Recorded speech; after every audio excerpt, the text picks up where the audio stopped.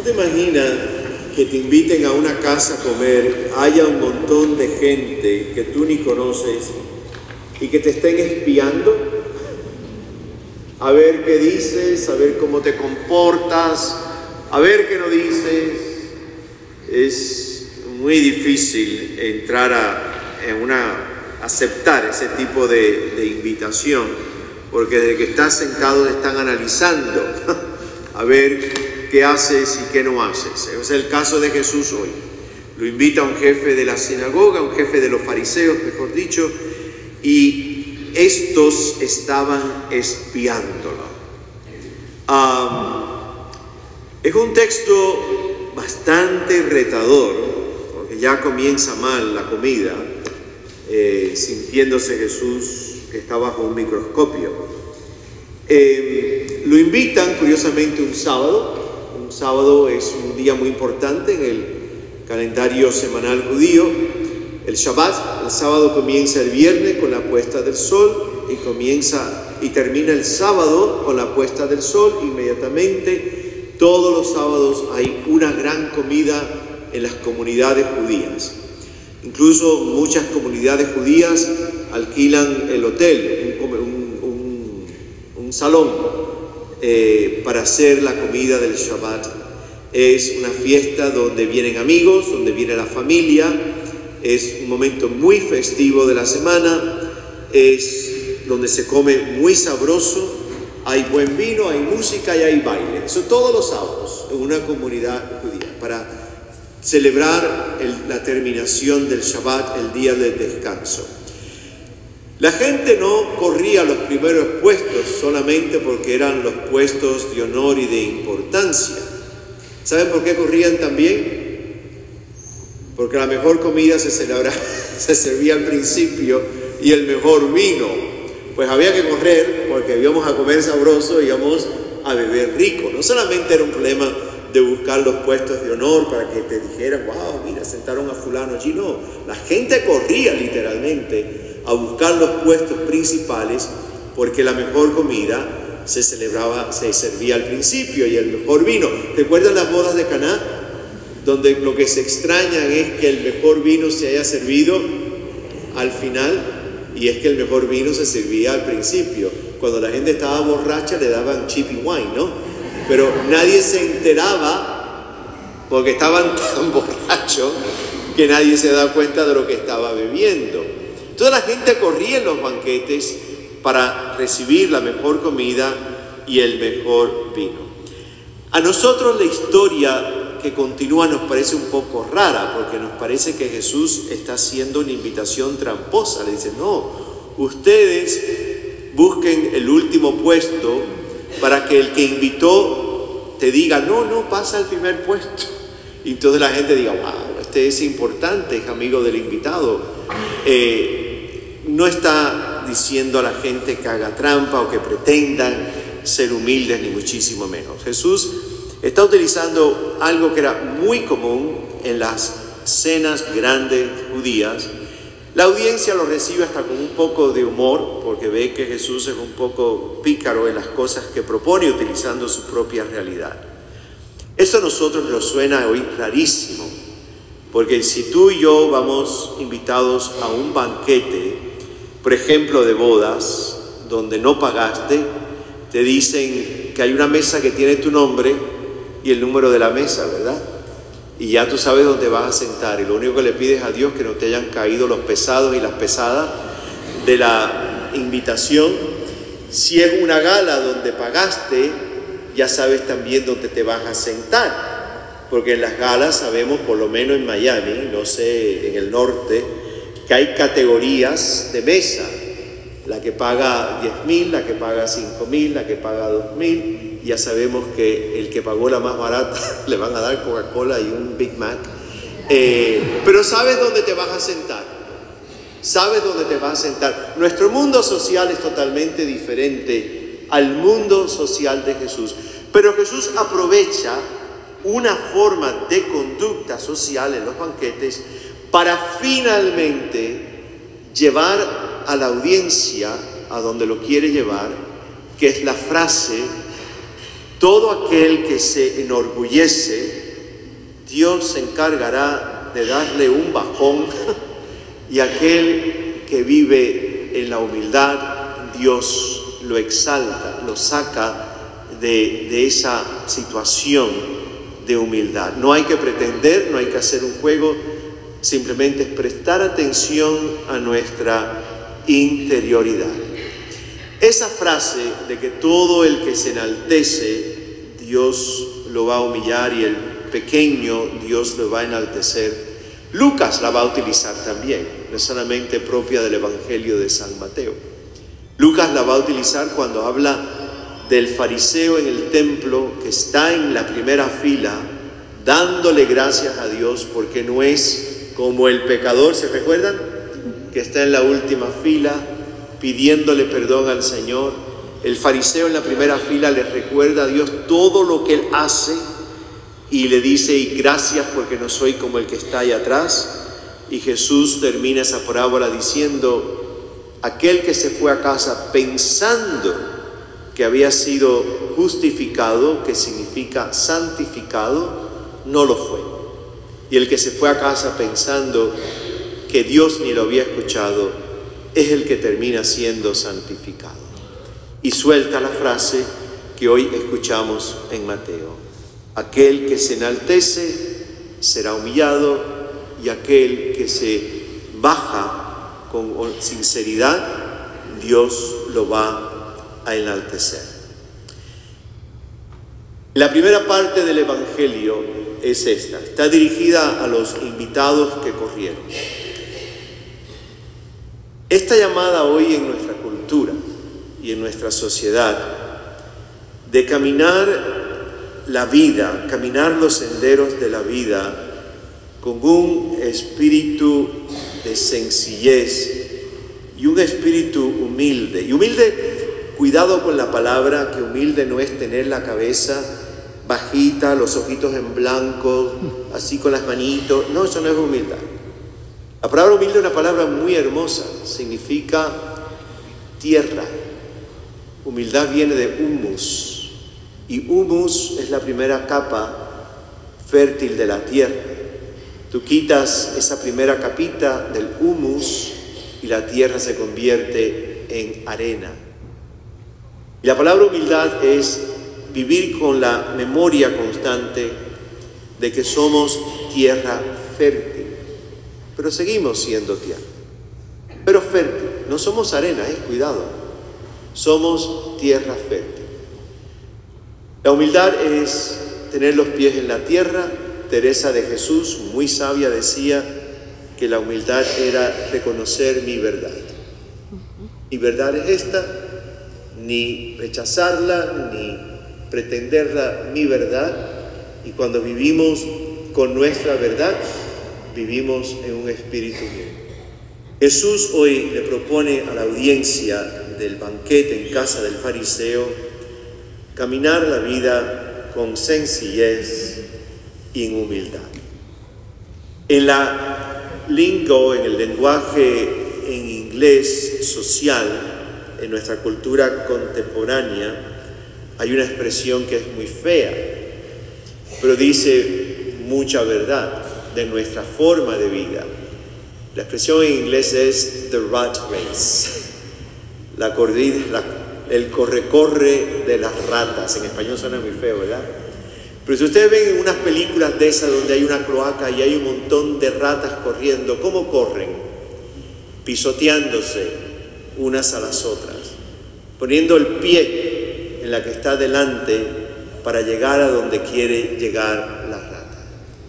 Y esa expresión se utiliza hoy en nuestra sociedad. Vivimos en un rat race, una carrera de ratas, a ver quién llega primero. Si yo tengo que pisar al que está delante de mí para llegar a donde yo quiera, no importa, lo puedo hacer. Nuestra sociedad incluso premia a la rata que gana. Rat race. Vivimos en una sociedad donde lo que se promueve es ser el primero, el mejor, al precio que sea. Y la primera parte del Evangelio de hoy es que Jesús le dice a la audiencia que su discípulo tiene que ser totalmente diferente. Un hombre y una mujer que siga tras las huellas de Jesús de Nazaret, que se autoproclame cristiano, no puede vivir en una carrera de ratas. Tiene que tomar una forma diferente de vivir, y eso es muy difícil en nuestra sociedad porque vamos de frente contra corriente, así, golpeando contra la corriente, porque el llamado del cristiano no es vivir en ese tipo de realidad, de correr como ratones. Creo que hay algo que nos podemos pedirle al Señor hoy, es que no permitamos que el ambiente nuestro, las realidades incluso laborales, de trabajo, de lo que escuchamos en los comerciales, no nos mate el alma, gente, no nos mate el espíritu, que haya algo más limpio y más puro y más bondadoso que permanezca en nosotros, que no nos contaminemos, si esa es la palabra, con todo eso que tú y yo vivimos cuando ponemos el pie fuera de esta iglesia, que dice exactamente lo contrario. Pedirle al Señor no dejarnos contaminar de forma que nos vayamos separando de los demás y separando de nosotros mismos y separando en última instancia incluso de Dios. Jesús nos dice hoy de una forma más de parábola, pero la invitación es la misma. No permitirnos contaminar por toda esa rat race que nuestra sociedad hoy afirma y que promueve. La segunda parte del Evangelio es para el fariseo. Y al fariseo es al que Jesús le dice que cuando dé una comida o una cena, no invite a los amigos, los otros fariseos, ni invites a la familia, ni invites a los parientes, ni invites a los vecinos que tienen dinero, porque te van a invitar a ti de vuelta, y así ya quedarás recompensado. Yo no sé ustedes, pero yo conozco gente que los invitan a comer y cuando llegan a la casa de vuelta esa noche dice, bueno, hay que invitar a fulano porque fulano nos acabó de invitar. ¿Ustedes han hecho eso alguna vez? Para quedar, ay, se la saben, para quedar bien. Y hoy exactamente Jesús dice, no. Le dice al fariseo, cuando invites a alguien, tienes que invitar a los lisiados, a los pobres, a los cojos y a los ciegos, porque no tienen con qué pagarte. Palabras mayores, porque no tienen con qué pagarte.